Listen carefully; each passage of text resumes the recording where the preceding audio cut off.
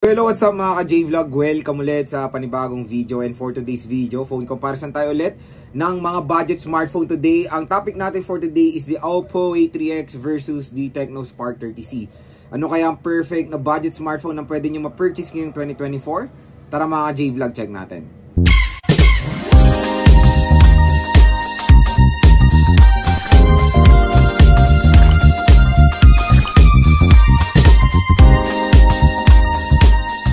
So another video, another phone comparison na naman tayo mga ka-J-Vlog. At yun nga, marami rin nagre-request na gawin natin itong video na to at pagkumpara nga ang Tecno Spark 30C at ang Oppo A3X. Kasi itong dalawang smartphone na to ay hindi naman po gaano nagkakalayo ng price, kaya napaka-perfect nilang i-compare sa isa't isa. And syempre, itong mga smartphone na to ay nasa range ng 4 to 6,000 pesos. Depende na lang of course sa store na bibilan nyo and of course sa sale. At kung interesado rin pala kayo mag-purchase ng Oppo A3X at ng Tecno Spark 30C, ilalagay ko po yung link nito sa description box. I-check nyo na lang mga J-Vlog. So first, dito muna tayo sa kanilang mga price. Si Tecno Spark 30C ay meron 3 variants to. Meron tayong 4GB 128, 4GB 256 at 4GB 512 at 8GB 256. So naglalaro siya. Yung SRP nito nasa 5 to 6,000 pesos ang pinaka-max na pinaka-max na price niya. Tapos sa Oppo A3X meron tayong 4GB 128 at meron tayong 4GB 64 at 4GB 128. Yung 4GB 64 nito is 5,499, tapos yung 4GB 128 is 6,499. So kung mapapansin nyo, yung 8GB 256 nito is I think nasa 5,999 pesos or almost 6,000 pesos.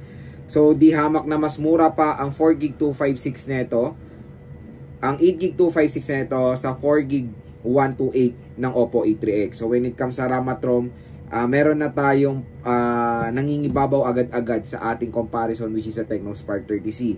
Ang medyo nakakalungkot lang na part sa Oppo A3X is yun nga, yung RAM at ROM is super, ano nila, ewan ko ba kung napakatipid nila when it comes sa ganyang bagay. Even yung mga ibang brands, yung mga sobrang popular brands like Samsung and Vivo, karamihan din malilitang RAM nila compare sa Transsion na sobrang sulit magbigay ng RAM at ROM.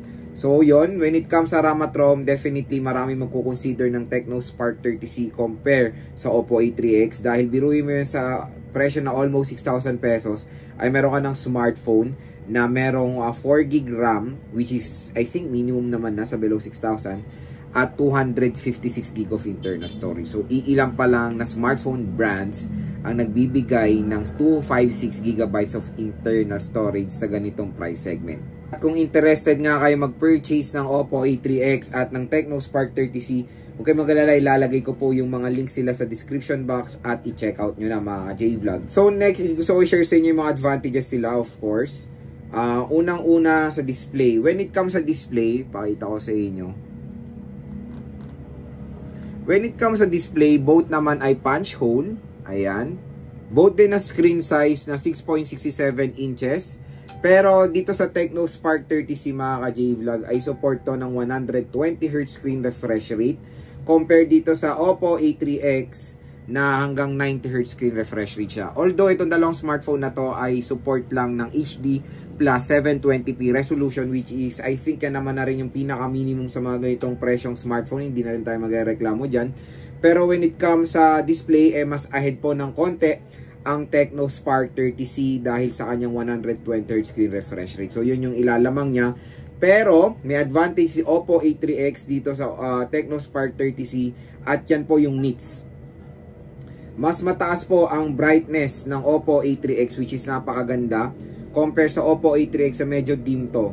Kumbaga pag sa outdoor mas magandang gamitin ang Oppo A3X dahil mas mataas ang brightness niya. Sobrang liwanag ng Oppo A3X. So yun yung isang advantage niya naman.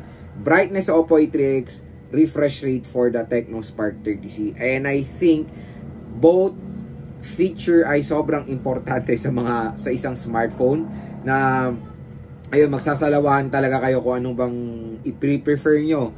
Mataas sa refresh rate o mataas sa brightness. Kung ako tatanungin, for me, ang hirap talaga mamili. For me, importante talaga yung brightness. Kaya I'll go for the Oppo A3X dito. yan ang pinaka-importante rin sa akin is yung brightness talaga, lalo na pag nasa outdoor.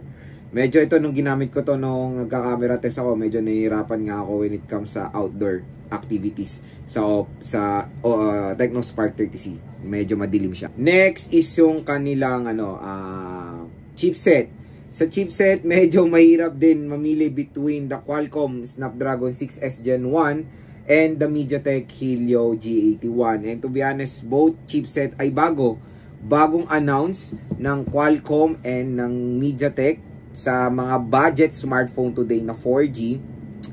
Pero when it comes sa GPU naman ng dalawang smartphone na to, ay hindi sila nagkakaiba. Both ay MediaTek Helio, both ay Mali G52. Ang clock speed nito is 2.0 and then this one, the Oppo A3X is 2.1 GHz. So when it comes sa clock speed, mas panalo po ang Oppo A3X. And for me, based on my observation, marami talagang mas piniprefer ang Qualcomm Snapdragon chipset. Kaya panigurado, for this comparison, mas angat ng konti ang Oppo A3X when it comes sa chipset.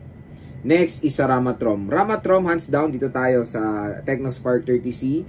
Dahil itong smartphone na to, ang pinakamataas na ma-offer is 8GB 256. Compare naman sa Oppo A3X, ang pinakamataas na ma-offer is 4GB 128. And mas mahal pa po ang pinakamahal na variant nito compare sa Technospark 30C. Kaya for me, clear winner when it comes sa RAM at ROM. Sobrang generous sa RAM at ROM ng Technospark 30C. Next sa camera. When it comes sa camera, complete iba sila ng design. Mukhang iPhone to, na iPhone 11-ish. Tapos ito is mukhang mga Realme, di ba? Yung mga circular camera module. Lamang ng camera spec si Technospark 30C, which is meron siyang 50 megapixel compare sa Oppo A3X na merong 8 megapixel. So for me, clear winner sa camera ang Technospark 30C. Next sa speakers, mas panalo po ang Technospark 30C dahil dual stereo speaker siya. Compare sa Oppo A3X na mono speaker pero mataas naman yung kanyang loudness up to 300% volume. Pero syempre for me, mas piniprefer ko ang meron dalawang speakers kasi aanoin mo naman yung lakas ng speaker, iisa lang, hindi ganun kaganda yung quality, hindi ganun kaganda yung bass. Compare din sa stereo na mas na malakas na nga, buo pa yung sound or maganda yung bass quality. So for me, panalo when it comes to speakers ang Technospark 30C. Next, sa battery and fast charging rate. So sa battery and fast charging rate, clear winner po ang Oppo A3X dahil meron tong 5.1 battery compare sa 5K battery ng Technospark 30C. And guess what? Meron tong 45 watt fast charging rate compared dito is 18 watt na, which is minimum naman, di ba? Pero sa Oppo A3X is pina-upgrade niya pa, mas pinaganda niya pa, mas pinabilis niya pa ang charging capability ng kanyang ng smartphone na to. So, yun, ang kailangan din natin of course ngayon is yung mga mabibilis na charging rate para ma-full charge natin ng napakabilis yung mga malalaking milliamp hour battery capacity na makikita natin sa Oppo A3X. At ang pinaka-last mga ka-J-Vlog is sa design. For me, maganda both ang design ng Technospark 30C at ng Oppo A3X. Pero when it comes sa pagiging minimalist, pagiging mas premium, mas eye-catching, I'll go for the Technospark 30C. Kasi to be honest, yung ganitong circular camera module is karamihan nakikita natin to sa mga sa mga mid-range smartphones, diba? Maganda yung yung design ng camera module niya. Pero dito sa Oppo A3X, mas nagustuhan ko yung color nito. Or yung pagiging minimalist ng color niya. Parang yung wine red nga. So, yun. When it comes sa design, pareho naman sila maganda mga J-Vlog. At for me, patas lang. So, yun yung ating advantages.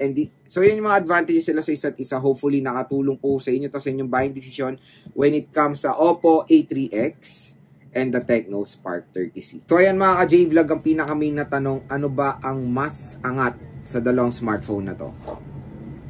To be honest, sa ating phone comparison, clear winner dito, overall specs, si Technospark 30C.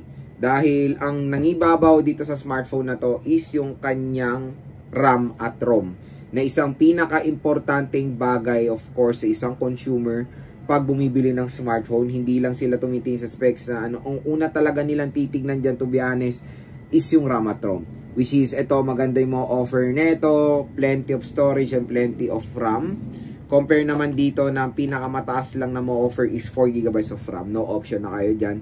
And 120GB of internal storage. Yung pinaka mataas na mo-offer. Yun nga, meron siya 64GB and syempre, iba, prefer to kasi ang pinakamababa is 4GB 128. Ito, 4GB 64. Tapos, minsan ay makukuha nyo pa to ng mas mura. Yung 4GB 128 na ito compare sa 4GB 64 ng Oppo A3X. So, for me, clear winner sa ating phone comparison nga, ang Tecno Spark 30C. Unang-una sa pagiging mas budget friendly. Mas mura po itong smartphone na to. Mas mura na siya. Mas maganda pa yung specs na mo offer niya sa kanyang presyo. Biruin mo itong smartphone na to ay dual steer speakers. Mataas yung camera. Gorgeous design, 120Hz screen refresh rate, and of course, yung chipset niya is kaya naman din mag-handle ng mga modern games today. Pero yun nga, sa mga napupusuan ng Oppo A3X, good news dahil mas mura nyo to mapapurchase sa Shopee, 4 plus lang. Itong Oppo A3X with voucher. And ito, with voucher, naglalaro rin sa 4,000 sarado, tapos minsan 3,800, ganyan. So, yun. Kung ako pagpipili dito sa smartphone na to, for me, I'll go for the Tecno Spark 30C. At yun ang ating phone comparison between dito sa dalawang smartphone na to. At kung napupusuan nyo, alin man dito sa dalawang smartphone na to, kung mag-alala mga J-Vlog, ilalagay ko po yung link sila sa description box.